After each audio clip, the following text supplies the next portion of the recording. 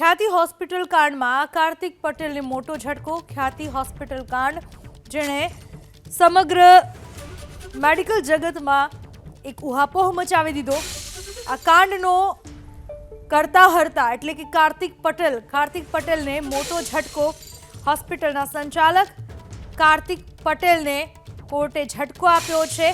કાર્તિક પટેલે આગોતરા જામીન અરજી કરી હતી, પરંતુ કોર્ટે કાર્તિક પટેલની આગોતરા જામીન અરજી નામંજૂર કરી છે। ખ્યાતિ હોસ્પિટલ કાંડનો આરોપી કાર્તિક પટેલ, જેને કોર્ટે ઝટકો આપ્યો છે।